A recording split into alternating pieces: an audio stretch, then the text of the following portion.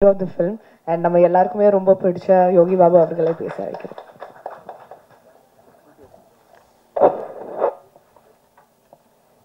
வணக்கம்ப்பா, எல்லாருக்கும் வணக்கம்.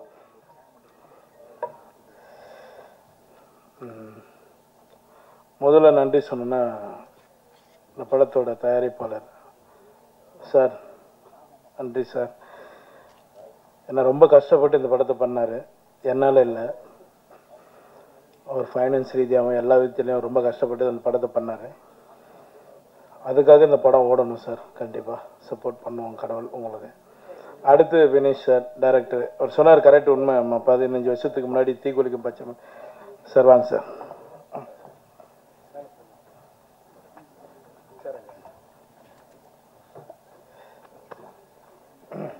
பேசுறீங்களா சார்?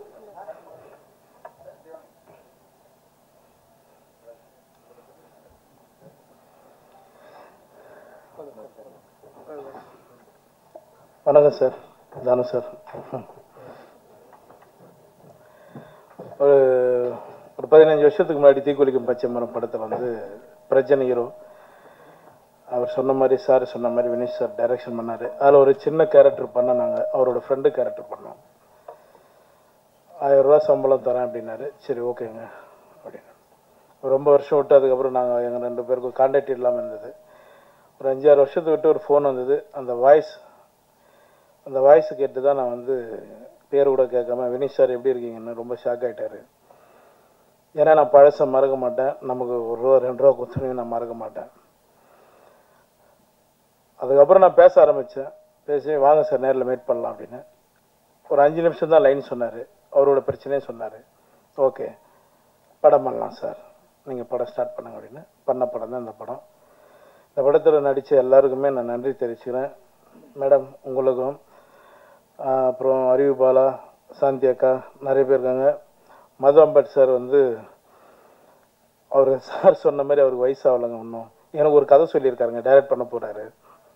சொல்லிட்டேன் சார், சாரி சார் உங்களுக்கு தெரியாமல். ஒரு சரியான கதை சொல்லியிருக்காரு, சூப்பர் கதை சொல்லியிருக்காரு. அந்த படம் சீக்கிரம் நானும் சாரும் கண்டிப்பாக பண்ணுவோம். தனஞ்சயன் சார் உங்களுக்கு ரொம்ப நன்றி சார். சார் உங்களுக்கு ரொம்ப நன்றி. ஏன்னா பயங்கர சப்போர்ட் பண்ணியிருக்காங்க இந்த படத்துக்காக. இந்த படம் ரிலீஸ் பண்ணுறதுக்கு தானு சாரும் தனஞ்சயன் சாருக்கும் நான் நன்றி தெரிவிச்சுக்கிறேன். சார் சொன்ன மாதிரி, சார் நான் எங்கே சார் சம்பளம் ஃபிக்ஸ் பண்ணுறேன்? என் சம்பளம் தான் வெளியில் இருக்கிறவங்க எல்லோரும் ஃபிக்ஸ் பண்ணுறாங்க சார். என் சம்பளம் எனக்கு எவ்வளோன்னு தெரியாது சார். அந்த சுச்சுவேஷனில் தான் போயிட்டுருக்கேன். நீங்கள் சொன்ன மாதிரி நாங்கள் எல்லாம் சம்பளம் கம் பண்ணுறோம் சார். நீங்களே அனுப்புங்க சார், யார் ஒன்றாலும் அனுப்புங்க, நல்ல கதை கிட்ட அனுப்புங்க. சொல்கிற சம்பளத்தை நீங்களே வாங்கி கொடுத்துருங்க. அதை கேட்டால் தான் இங்கே எதிரி ஆயிரும். அதான் உண்மை. இப்போ நம்ம வந்து நேற்று முந்தினாலும் வரல, யார் வேணாலும் என்ன வேணாலும் பேசுகிறாங்க.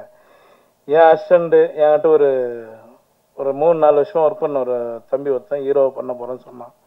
ரொம்ப நல்ல விஷயம், போய் பண்ணுற போட அப்படின்னா. ஆனால் அதில் 2 நாள் ஒர்க் பண்ணலாம்ண்ணா, நீங்கள் எனக்கு ஒரு வாய்ப்பு கொடுத்தீங்கன்னா அது நல்லா இருக்குண்ணா அப்படின்னா. சரி ஓகேடா, நான் எவ்வளோ பேருக்கு போகிறோம் வாடா அப்படின்னு சொல்லி பண்ணேன். அந்த படத்துக்கு தான் நான் 7 லட்சம் கேட்டேன், 8 லட்சம் கேட்டேன்னாங்க. இது என் படம், நான் தான் வரணும், இல்லைன்னா தப்பு, நீங்களே நான் தப்பாக எழுதுங்க, இது என்னோட படம். எனக்கு அவங்க சொன்னாங்க, நாங்கள் வந்துட்டோம். நான் சொல்லிட்டோம்மா, இன்னைக்கு பெரியவங்க இருக்காங்க, அவங்க இதில் சொல்லட்டுமா? எனக்கு எவ்வளோ பேர் பணம் தரணும் தெரியுங்களா? லிஸ்ட் எடுத்து கொடுக்கட்டுங்களா? உங்களால் வாங்கி கொடுக்க முடியும்னா சொல்லுங்கள், நான் எடுத்து கொடுத்துறேன். ஏன் சார் உங்கள் லிஸ்ட் இருக்கான்னு என்ன கொடுக்குறோம், கண்டிப்பாக கொடுக்குறோம். அப்படி பேசாதீங்க, நாங்கள் சப்போர்ட் பண்ணி தான் நாங்கள் போயிட்டுருக்கோம். என்னை பொறுத்த வரைக்கும் நான் எல்லாரும் சப்போர்ட் பண்ணிட்டுருக்கேன். இன்றைக்கி 50-60 கோடி சம்பளம் வாங்குற டைரக்டரும் கூட எங்கேருந்து ஆரம்பித்தாங்க நீங்கள் எல்லோரும் ஒரு முறை யோசிச்சிங்க, சரிங்களா? இந்த படம் ரொம்ப கஷ்டப்பட்டு, நான் ஜாஸ்தி பேசலை, எமோஷன் ஆகலை, அப்படியே ஃப்ரீயாக விட்டுருவோம். பேசுகிறவங்க பேசட்டும், கடவுள் பார்த்துக்குவோம், அவ்வளோதான். நான் எதுவும் பேசலைங்க. இந்த படத்துக்கு சப்போர்ட் பண்ணி இந்த படத்தை எப்படியாவது நீங்கள் தான் ஜெயிக்க வைக்கணும். உங்களோட ஆதரவு எங்களுக்கு வேணும். ரொம்ப நன்றி, எல்லாருக்கும் ரொம்ப நன்றிங்க. எனக்கு 6:30க்கு ஃப்ளைட்டு, நான் பெங்களூர் போகணும். அதனால தான் நான் 4:30 மணிக்கு போனேன்னு தான் ஒரு 1/2 hour எக்ஸ்ட்ரா இருக்கேன். ரொம்ப நன்றிங்க, எல்லாருக்கும் ரொம்ப நன்றி. Thank you thank you thank you. தானு சார் அவர்கள் to say a few words. இன்ப நாள் இது, இனிய நாள் இது. மேடையில் வீட்டிற்கும் மேன்மை தங்கியோர்களே, பத்திரிகை நண்பர்களே, தொலைக்காட்சி தோழர்களே, உங்கள் அனைவருக்கும் என் பணிவான மாலை தமிழ் வணக்கத்தினை மகிழ்வோடு தெரிவித்துக் கொள்கின்றேன்.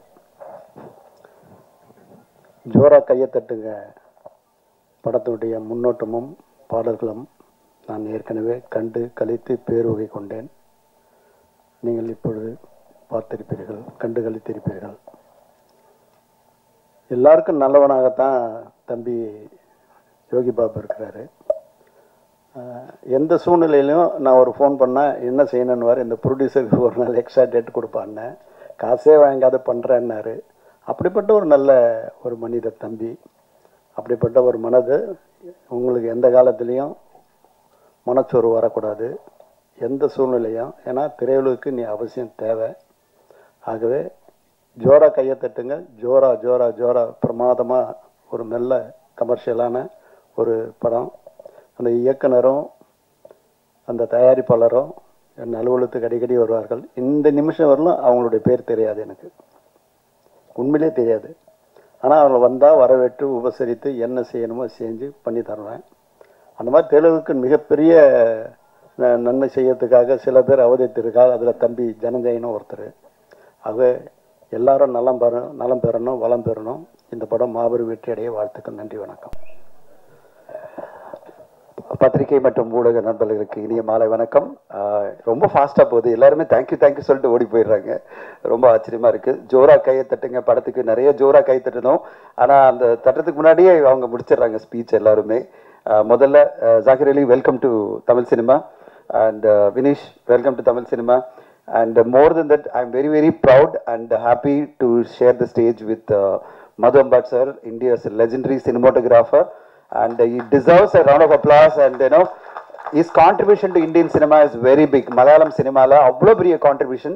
தமிழ்லயும் பல அற்புதமான படங்களை கொடுத்த மது அம்பட் சார். இந்த படத்துக்கு சினிமாட்டோகிராஃபர் நான் வினிஷ் சொல்லும்போது நான் சொன்னேன், மது அம்பட் சாரா, அவர் இங்கே டைம் கொடுத்தாரு உனக்கு அப்படின்னு சொன்னேன். அவர் சொன்னார், இல்லை சார், மது அம்பட் சார் ரொம்ப பழக்கம், என்னோட மலையாள படத்தில் ஃபர்ஸ்ட் அவர் தான் பண்ணாருன்னாரு. அப்போ எந்த அளவு Madhu Ambat sir is very choosy about films. அவர் என்ன படத்தை பண்ணணும்னு நினைக்கிறாருன்னா ரொம்ப சூஸியாக படங்கள் பண்ணுவார். அப்படி ஒரு படமாக ஜோரா கைத்தட்டுங்க படம் பண்ணது Madhu Ambat sir. You are really great. And in this age, after so many years, 50 years of achievement, you coming and being part of the promotion and supporting a film like this, hats off to you, sir. Hats off to you. God bless you with more health and more films for Indian cinema, for the pride of Indian cinema. Okay, we are really proud of you. And ரொம்ப சந்தோஷமா இருக்கு. இங்க என் நண்பர் ஸ்ரீதர், அப்புறம் டீனா ma'am எல்லாம் சொன்னாங்க, நாங்க பாட்டில் அடிச்சோம், யோகி Baba sir எதுவுமே பார்க்கல, எதுவுமே சொல்லனாரு. என் தலையில அடிச்சிருந்தா பிரச்சனை இருக்கும், ஏன்னா மண்டையில ஃபுல்லா ரத்தம் வந்திருக்கும். அவர் தலையில அடிச்சா எங்க வரும்? இவ்வளவு முடி இருக்கு, ஒண்ணுமே ஆகாது. பாட்டில தான் உடையவே தவிர அவர் மண்டையில ஒண்ணுமே அடிபடாது.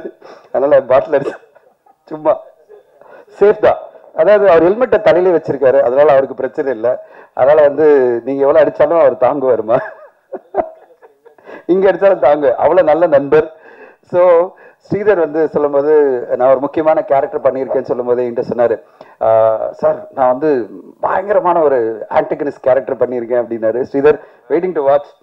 இந்த படத்துல என்ன மாதிரி ஒரு பயங்கரமான ஆன்டகனிஸ்ட் பண்ணியிருக்கேன்னு பார்க்கணும்னு ஆசைப்படுறேன்ப்பா. வாழ்த்துக்கள், உன்னுடைய நடிப்பு கரியர் மிக பெருசா வரணும். டீனா மேம், உங்களுடைய ரசிகர் நாங்கெல்லாம். ஆக்ஷன் பேக்ட் நீங்க. இந்த படத்துல என்ன மாதிரி கேரக்டர் பண்ணி நீங்க கலக்குறீங்கன்னு பார்க்கணும். அறிவிப்பாலா, நல்லா பேசுறீங்கப்பா, ஒன்றும் பயம் இல்லை.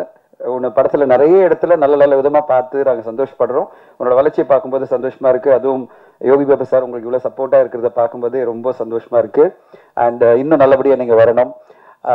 வினிஷ்க்கு என்னுடைய வாழ்த்துக்கள். வினிஷ், உங்களுடைய தமிழ் வரவு, நீங்க ஜோரா கை தட்டுங்கன்னு ஒரு நல்ல ஒரு கான்செப்டோட ஒரு படத்தை கொண்டு வந்திருக்கீங்க. எங்கிட்ட ஒரு மாசமா பேசிட்டே இருக்கீங்க, இந்த படத்தை நான் உங்களுக்கு காமிக்கிறேன் சார், நாளைக்கு காமிக்கிறேன் சார், நாளைக்கு காமிக்கிறேன், நாளைக்கா, அப்புறம் நாளனி காமிக்கிறேன், அப்புறம் நாளனி காமிக்கிறேன் சொல்லிட்டே இருக்காரு, காமிக்கவே இல்லை. கடைசியில் நேற்று சார் காமிக்கிறேன் சார், ஆனால் நீங்கள் ஃபங்க்ஷன் வாங்க சார். எங்க ஒரு மாசமா பேசிட்டே இருக்கீங்க படம் காமிக்கிறேன்னு, ஆனால் இப்போ ஈவெண்ட்டுக்கு வாங்கன்னு சொல்றீங்களே என்ன? இல்லை சார், இந்த ஈவெண்ட்டுக்கு வாங்க சார், அப்புறம் படம் காமிக்கிறேன், எனக்கு போனஸ், நான் படம் ஈவெண்ட்டுக்கு வந்தா படம் காமிக்கிறேன்னு. வந்தவரை யோகி பாபா சார் கேட்டார், சார் நீங்க படம் பார்த்துட்டீங்களான்னாரு. இன்னும் காமிக்கல சார் அப்படின்னு சொன்னேன். ஸோ வினிஷ், உங்களுடைய அந்த முயற்சி பிடிச்சிருக்கு. அன்பா பேசி எல்லாரும் இது பண்றது. இந்த படமும் அதே மாதிரி நீங்க எந்த அளவு நல்ல என்டர்டெய்னிங்கா, எந்த அளவு அன்பா இருக்கீங்களோ அதே மாதிரி இந்த படமும் ரொம்ப சூப்பரா வந்திருக்கும் நான் எதிர்பார்க்கிறேன். பார்த்துட்டு இருந்தா நான் நிறைய பேசியிருக்கலாம், அதனால கொஞ்சம் கம்மியா தான் பேச வேண்டியிருக்கு. கடைசியாக மட்டும் பேசல, முக்கியமாக பேசணுன்னா யோகி பாபு சாரை பற்றி பேசணும். நான் கலகலப்புலேருந்து நான் அவரோட ட்ராவல் பண்ணிட்டு இருக்கேன். கலகலப்பு, தியா வேலைசேனகுமார், அது பிறகு பல ஜேர்னி நான் பார்த்துருக்கேன். அவருடைய வளர்ச்சி, அவருடைய சக்ஸஸ் எல்லாமே அவருடைய உழைப்பு, அவருடைய திறமை, அவருடைய அந்த முயற்சி. இன்ஃபேக்ட் பெரிய இன்ஸ்பிரேஷன் ஃபார் பல பேருக்கு பெரிய இன்ஸ்பிரேஷன். நான் வந்து கலகலப்பு ஷூட்டிங் அப்போ பார்த்துருக்கேன். அங்கே காரைக்குடியில் ஒரு ஷூட்டிங்கில் பின்னாடி நின்றுட்டு ஒரு சின்ன கேரக்டர் சுந்தர் சி சார் கொடுத்தாரு. அப்புறம் தியா வேலைசேனகுமார் நாங்கள் வந்து இங்கே மயிலாப்பூரில் ஒரு இடத்துல ஷூட் பண்ணிட்டு இருக்கோம். அந்த பில்டிங்கில் எல்லா அடிதடிகாலும் கூட ஒன்றா நின்றுட்டு இருந்தார். அப்போ நான் ஷூட்டிங்கில் இருக்கும்போது பார்க்கும்போது எங்கிட்ட வந்து சார் நான் தான் யோகி பாபு அப்படின்னு பேசியிருந்தார். அப்போல்லாம் நம்ம வந்து ஷூட்டிங் ஸ்பாட்டில் பார்க்கும்போது ஓகே இவரும் ஒரு கேரக்டர் ஏதோ பண்ணுறாரு அப்படின்னு நினைப்போம். ஆனால் அதுக்கு பிறகு என்ன மாதிரி ஒரு வளர்ச்சிகள், என்ன மாதிரி அற்புதமான படைப்புகள். இப்போ சமீபத்தில் டூரிஸ்ட் ஃபேமிலி படத்தில் அவருடைய காமெடி, அந்த கவுண்டர் காமெடியை அவ்வளோ பேர் அப்ரிஷியேட் பண்ணி அவ்வளோ இடத்துல சிரிக்க வச்சிருந்தார். அந்த படைப்புல அவருக்கு ஸ்கோப் இருந்ததுன்னா அற்புதமான ஒரு நடிப்பை கொடுக்குற ஒரு கலைஞனா யோகி பாபு இருக்காரு. அவரை நம்ம எல்லாருமே என்கரேஜ் பண்ணணும், வாழ்த்தணும்.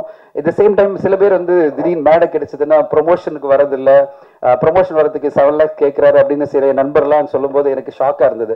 ஏன்னா அவரை நான் பல ப்ரொமோஷனில் பார்த்துருக்கேன். இப்போ இந்த ப்ரொமோஷனுக்கு அவங்க கூப்பிட்ட உடனே அவர் சொன்னது, நான் ஷூட்டிங் போனேன் சார், அதுக்கு முன்னாடி எனக்கு 1 மணி நேரம் நான் வந்துடுறேன் இந்த படத்துக்கு அப்படின்னு அவர் சொன்னார்.